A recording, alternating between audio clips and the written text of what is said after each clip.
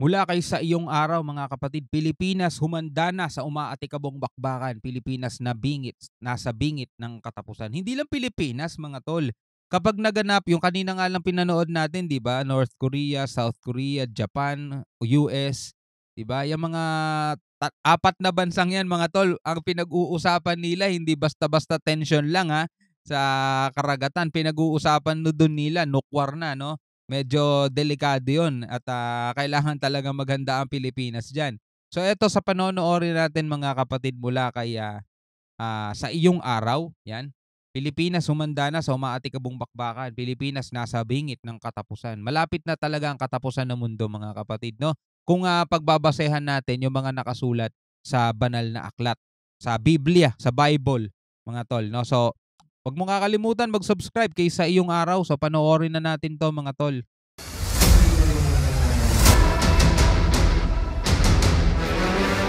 Kapansin-pansin ang tumitinding tensyon ng Taiwan, Pilipinas, United States laban sa China. Tensyon ng Pilipinas at Taiwan? Wala naman tensyon ng Pilipinas at Taiwan At ang laging nababalita lang ay ang mga bagay na nangyayari sa ating bansa laban sa China. At gayon din nakikita natin ang mga galaw ng Taiwan at United States sa kanilang paghahanda kontra sa posibilidad ng digmaan sa South China Sea. Ngunit bihira at hindi makita masyado kung ano nga ba ang nangyayari sa loob ng Chinese military at paano hinahanda ni President Xi Jinping ang kanyang bansa at ang 2 milyong mga armies laban sa potensyal na digmaan sa South China Sea. Atin itong pag-usapan mga kaibigan. Yung pinapanood natin ngayon, wala pa to no sa pinag-uusapan ngayon din no, balita tungkol naman sa South Korea, Japan at saka North Korea at US mga tol. Mukhang mas matindi yun kaysa dito. Well, ang China rin naman meron no, pero siguro yung si Xi Jinping ay hindi kasing baliw ni Kim Jong-un no. Maraming mga tao ang nag-express ng kanilang mga takot na tayo raw ay mas malapit na sa mga digmaan kaysa nung mga nakaraang mga taon. Dahil ngayon, ang potensyal na magsimula ang totoong digmaan dahil na rin sa sobrang paghahanda ng mga bansa. At ang pinakanakatakot ay ang paghahanda ng China patungkol dito. Kapansin-pansin kasi ang galaw ng China. Ayon pa sa mga analyst ng mga Chinese, ay handang-handa na raw si Xi Jinping na makipagdigma. Hindi. Dahil sa sabi lang nila yon dito sa China, yung mga balita nila masyado nilang inaangat yung Chinese mga kapatid. Pero nababalitaan din naman natin na talagang problemado rin sila sa kanilang ekonomiya mga tol. At kung sasabak sila, talagang malaking sa kanila yon, malaking dagok. Sa pag-upo pa lang nito ay ang priority niya na ay ang military at binabalak nitong mag-colonize ng ibang mga bansa katulad ng Taiwan para madagdag sa teritoryo ng China. At kapansin-pansin, ang Chinese military ay nasa pagmamadali ayon na rin sa isang dokumentary na kinuhanan ng CNN Insider. Binanggit pa ni President Xi Jinping na dapat maghanda ang buong bansa upang harapin ang pinakamatinding bagyo na darating sa kanilang bansa. 25 ngayon meron pang 6 na araw bago tuluyang lumipas ang 2023. So sa 6 na araw na yon, marami pang pwedeng mangyari dyan mga tol. Diba? Kapag merong isang leader dyan ng biglang naparaning at pinindot ang buton, ay pwede na talagang pagsimulan niya ng hindi maganda mga tol. At sasalubungin natin ang 2024 ng hindi maganda kapag ginawa niya yun. Kaya sana sama-sama niyong ipanalangin mga kapatid no. Ipagdasal ninyo, ipanalangin ninyo na sana manatili pa rin ang kapayapaan dito sa ating mundo. At sana yung darating na kaguluhan o darating na kalungkutan ay doon na mismo sa araw na lang ng paghuhukom mga tol. Hindi ito tumutukoy sa anumang natural calamity mga kaibigan, kundi ito ay tumutukoy sa posibilidad ng matinding giyera. At sinet ni President Xi Jinping ang mga leaders ng mga militar na ang mga goal ay dapat ma-meet sa taong 2027 sa centennial celebration ng pagtatatag ng People's Republic of China. Very significant ang araw na ito, hindi lamang sa bansang China, kundi pati na rin sa militaryo ng China. Dahil tila baga binabanggit ni President Xi Jinping na sa 2027 ay maging superpower ang military ng China. At bakit kaya ito ang pinaka-goal ni President Xi Jinping? Ano kaya ang kanyang tunay na layunin? Ang US Intelligence Director ng CIA o Central Intelligence Agency ng United States of America, kanilang binanggit ang isang impormasyon na nag-leak na galing daw sa insider ng China. Ika pa dito, CIA Director, China readying for Taiwan invasion by 2027. Okay, alam niyo mga tol, ang US, kahit naman nung unang panahon pa, hindi sila papayag na malamangan sila, 'di ba? Kaya nga nagkaroon ng matunog na usap-usapan na dinaya daw ng Amerika yung tinatawag na moon landing. Kasi merong karera dati yan sa iba't ibang mga bansa, 'di ba? Pinakakalaban nila diyan yung Soviet Union, 'di ba? Kung sino pinakaunang makakarating sa buwan.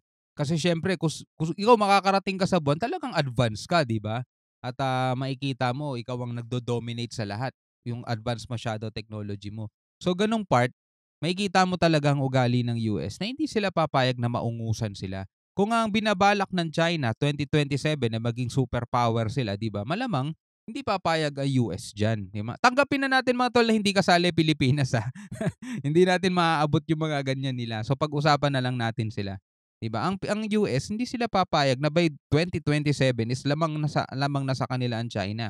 Posibleng lamang sila sa bilang ng sundalo at mga barko at mga eroplano, pero pagdating sa quality, sa kakayanan at sa kapangyarihan, hindi sila pwedeng maungusan. 'Yun ang hindi sila papayag mga tol, 'di ba?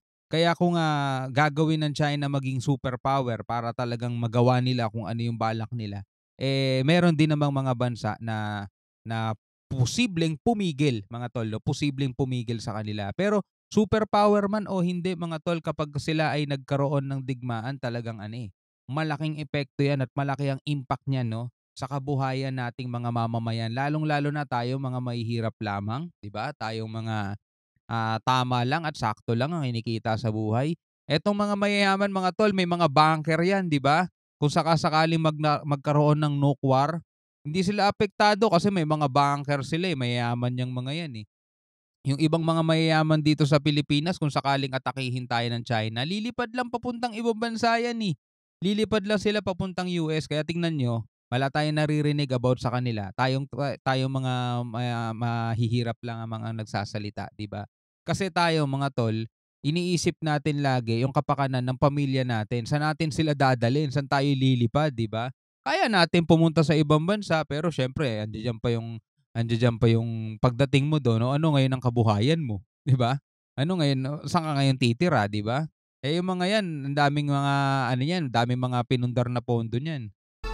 Ito ay nilathala noong February 3, 2023. At talaga namang nangamba hindi lamang ang bansang Taiwan, kundi pati na rin ang bansang United States of America.